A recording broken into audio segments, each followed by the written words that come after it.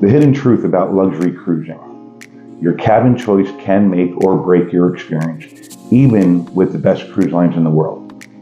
Welcome back to Empty Nester Cruising. If you caught our last video on expedition cruising, you already know how travel in this season of life can be adventurous and deeply comfortable.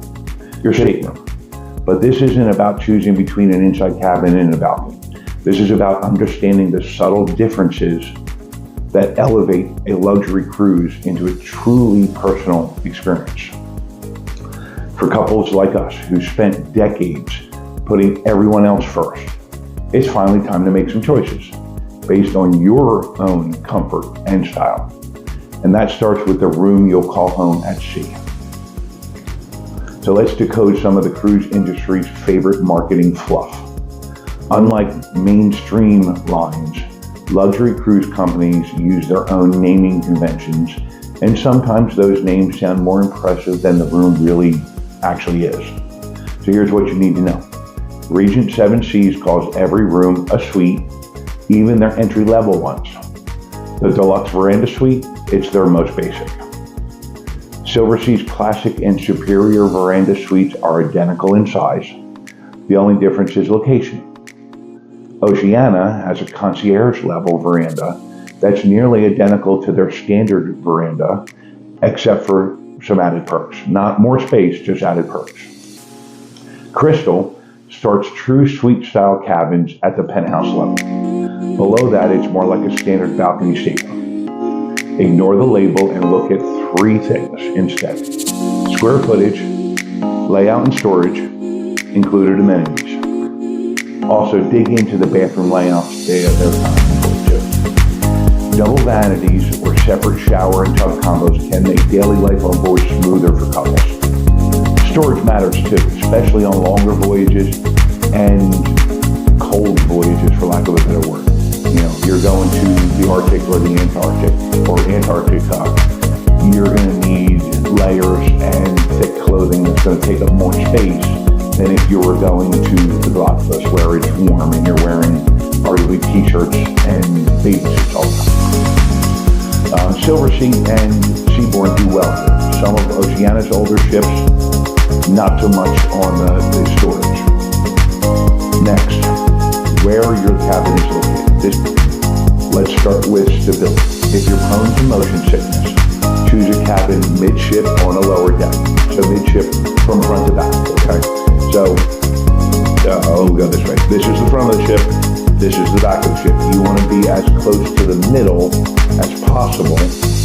Honestly, for those of you who've cruised before, this is kind of basic common sense, but I'm going to cover it anyway. So, front of the ship, back of the ship, you're in the ocean, so there's waves, okay? You're going to feel more motion here versus here, because the middle of the ship, it doesn't lift or lower as much, okay? On Silversea, that might be decks 5 and 6.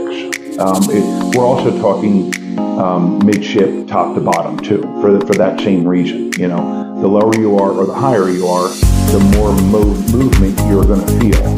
Whereas if you're in the middle, so you want to be true middle, front to back and top to bottom. Okay. Our Regent, decks 7 and 8 are usually that sweet spot. Now let's talk about noise. Avoid rooms near the elevators if possible, directly below the pool deck or right above entertainment venues. On Seabourn's Ovation, forward cabins on deck 7 sometimes pick up early morning noise from the lounge above, moving chairs, people walking around, you know. On Viking Ocean, lower decks can catch like a mechanical hum. Privacy, something that's important to all of us. Well, pretty much all of us. Some ships like Crystal have wraparound promenades, meaning lower balcony cabins may be visible to people that are walking on the promenade. For better privacy, book a little higher. Views can be itinerary specific. So on Alaska cruises, usually a starboard cabin is ideal for northbound sailings, while southbound sailings, you want to go on the port side. So you got to figure out where you're going to get that best view.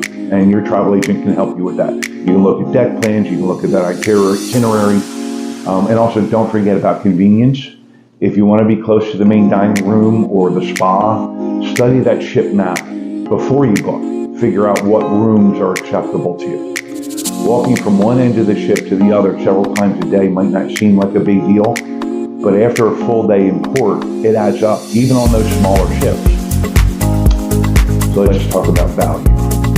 Not every suite upgrade is worth the splurge, but some are. On Regent, the jump from concierge to penthouse is small in space, but big in benefits. You get a butler, you get priority dining, and you get shore excursion access. On Silversea, the Silver Suite gives you about 50% more room than the entry-level suite, plus some extra perks like complimentary laundry and officer-hosted dinners. Oceania's penthouse rooms are a noticeable step up, especially the bathrooms, which have full tubs and separate showers. If you like to unwind in a bubble bath after a shore day, that upgrade could very well be worth it. The key is to match the perks to your itinerary. If you're cruising fjords or Antarctica, while you'll be on your balcony often, the extra space matters. On a port-heavy med cruise, maybe not so much. Now let's talk about that butler service. Sounds indulgent, and it is, but what do they actually do? On Silversea, every guest gets a butler, even in the entry-level suites. They'll unpack your suitcase, they'll draw a bath, they'll arrange in-suite dining course by course, and even organize cocktail parties. Regent and Oceania reserve butler service for their higher tier suites. You'll get help with dining reservations, spa bookings, laundry, and that VIP touch that just makes things a little easier. If you love the idea of relaxing in your room with dinner from the ship's best restaurant, or want someone to manage your daily details, a butler can elevate your experience. If you mostly use your room to sleep and change for dinner, it might not be as needed. Bonus tip. On longer cruises, butler level rooms often include complimentary laundry. That alone could be worth the upgrade. Almost every stateroom on a premium cruise line comes with a balcony, but not all of them are created equal. The difference is size for one. On Regent, their standard balconies are generous. They're about 88 square feet. Oceania's R-Class verandas are half of that. Furniture. Look for lines that offer plush loungers with footrests. Some only provide upright chairs and a table, which is fine for breakfast, but not afternoon lounging. Privacy. Not all dividers block noise or visibility. Ask about materials or check deck plans and photos. Also consider how much time you're going to spend on that veranda. On a scenic cruise through Alaska, it's definitely worth the splurge. On a packed Mediterranean interior where you're off the ship all day, every day, maybe not so much. Now for the good stuff. Underrated categories that offer excellent value. On Regent, the category F2 Deluxe Veranda Suites on Deck 7 have nearly the same layout as higher categories, but cost less because of their lower deck location. Silversea's Silver Suites are that just right middle tier, much more space and perks than entry level, but not as pricey as their Grand or Royal Suites. Oceania's concierge level verandas on upper decks include perks like priority restaurant reservations and early boarding, but often it's only a small price bump. Viking's Explorer Suites. They have wraparound balconies and corner views at a better value than their top-tier owner suite. Crystal's Sea Breeze penthouses are new, more modern, and often similarly priced to older penthouse layouts. For solo travelers, Seabourn occasionally drops single supplements on veranda suites to just 25% instead of the normal 200%. That's a rare luxury deal. A great travel advisor, like me, can help you spot these opportunities and save you from paying more. Choosing the right stateroom on a premium cruise line isn't about impressing anyone with your suite name. It's about matching your travel style with the layout, location, and features that will make your trip truly relaxing and memorable. So now you got to ask yourself, will I spend time on my veranda? Am I sensitive to noise or motion? Will extra space or a butler improve my trip, not just sound good on paper? Once you start asking the right questions, the perfect cabin often becomes pretty obvious. And this brings us to something just as personal and maybe even more powerful, the pace of travel. In our next episode, we're exploring the art of slow travel, river cruising for couples rediscovering time together.